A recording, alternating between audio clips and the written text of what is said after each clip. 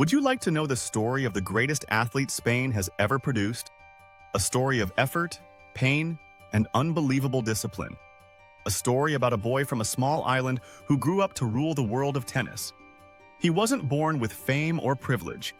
He was built through sweat, sacrifice, and silence. His full name is Rafael Nadal Pereira. His family loved sport. His uncle Miguel Ángel Nadal played football at top level. But young Rafa wasn't just any sporty kid. He was on a different path. At the age of 3, his uncle Tony introduced him to tennis. Right away, the racket felt more than a toy. It felt like the beginning of something big. In those warm Mallorcan mornings, on clay courts with the sun overhead and sea breeze behind him, the boy practiced again and again. While other kids his age were chasing footballs or diving into the sea, he held a racket, hit a ball, and listened. His coach Tony told him early, "If you throw your racket, we stop." That moment defined something. It was not just about talent. It was about respect and mindset. By the time he was 8, Rafa was already winning regional tournaments. He was naturally right-handed, but Tony encouraged him to play left-handed, to give himself a little edge, because sometimes being different becomes your advantage. The clay of Mallorca, the modest courts, the early mornings, they weren't glamorous. They were the forge. He didn't have the big city lights. He had hard work, sweat, a dream. And that dream? In this story, we'll see how a boy from Mallorca with a racket and big heart achieved 92 ATP singles titles, 22 Grand Slam singles titles, including 2 Australian Opens, 14 French Opens, 2 Wimbledons, and 4 US Opens.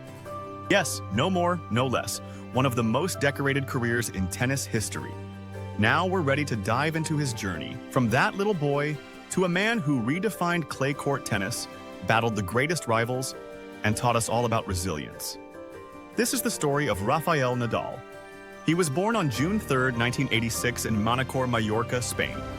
Growing up in a sporting family, his uncle Miguel Ángel Nadal was a professional footballer. Rafa was surrounded by athletic energy.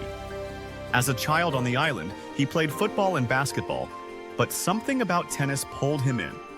At age 3, his uncle and coach Tony Nadal handed him a racket and told him, "This can be your path?" He accepted. Tony insisted early. When Rafa threw his racket in anger, practice stopped. That rule, simple as it sounds, became part of a mindset. Respect the game and yourself. By age 8, Nadal was winning junior tournaments in Spain. He had already begun playing left-handed under Tony's guidance to gain an edge. The clay courts of Mallorca, the hot sun, the sea breeze, and the early mornings, those became his training ground. He wasn't the flashy city kid with everything. He was a hard-working island boy. In 2001, he turned professional, just 15 years old. In 2002, still not yet 16, he won his first ATP match in Mallorca. He ended 2002 ranked number 198 in the world. Years passed, and Rafa's rise accelerated.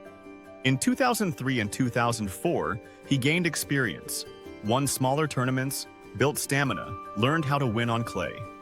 Then came 2005, one of the turning points. At only 19 years old, Rafa won his first Grand Slam title at the French Open in Paris, defeating Mariano Puerta in the final. It announced his arrival. On clay, he was becoming unstoppable. He also won 24 consecutive singles matches that spring, breaking the male teenager record in the Open era. From 2005 to 2008, he dominated the clay court circuit. He won multiple titles in Monte Carlo, Barcelona, Rome, and Hamburg, showing that his game, stamina, and sliding footwork were exceptional. In 2008, another milestone. At Wimbledon, he defeated Roger Federer in one of the greatest finals in tennis history. With that win, he showed he could win not only on clay, but on grass against the very best. But life is never without tests. Injuries began to knock at his door. Knees, wrists, back. In a sport as brutal as tennis, they came. He had to change, adapt, fight. For him, every comeback was a statement. I'm still here. Let's talk about his rivalries, the big ones. Federer, the smooth maestro, elegant on grass and hard court. Novak Djokovic, the machine, the wall, relentless, and Nadal, the warrior. Together they formed the big three of men's tennis, pushing each other to levels never seen before. Each match between them was not just about tennis. It was about heart, identity, style, and legacy. A big moment. In 2010, Rafa completed the career Grand Slam by winning the US Open, defeating Djokovic in the final, and thus became the youngest man in the Open era to do so. That year, he also became world number 1 for the first time. But the road was far from smooth. In 2012, he played one of the longest Grand Slam finals ever at the Australian Open. It lasted 5 hours, 53 minutes, and he lost to Djokovic. Injuries kept trailing him, forcing absences, making comebacks more meaningful. Yet he kept winning. In 2017, he claimed his 10th French Open title, the so-called La Décima. In 2019, he won among many things the French and US Open double. In 2022, after a difficult period with injuries and uncertainty, Nadal won the Australian Open for the second time. He came back from 2 sets down in the final to beat Daniil Medvedev. With that win, he reached 21 Grand Slam titles and became second all-time in men's singles. And then, decisions had to be made. His body had taken a huge toll. Surgeries, recovery, pain. In 2024, he announced his retirement from professional tennis at age 38, ending a career of 22 Grand Slams and 92 ATP singles titles. Now, looking at his legacy, he won 22 Grand Slam singles titles, including 4 French Opens, the most by any player at a single major. He won 92 ATP singles titles in total. He held the world number 1 ranking for 209 weeks. His record on clay is near mythical. 81 consecutive match wins on clay in the Open era, the longest single-surface streak. What can we learn from Rafa's story? Discipline. Practicing when others rest. Respecting the process. Humility. Even when winning, staying grounded. Resilience. Coming back from injury, from defeat, never giving up. Identity.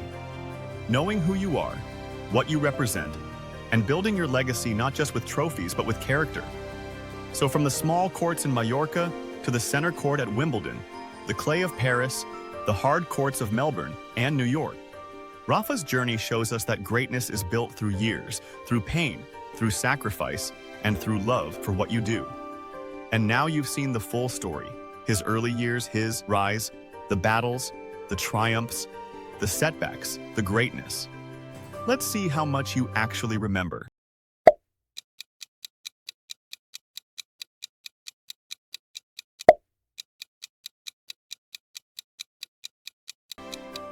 If you got it right, great job. You really paid attention. And if not, don't worry, that's exactly how you learn. If you enjoyed this story, don't forget to like, share, and subscribe. And check out our next video for another inspiring journey in English.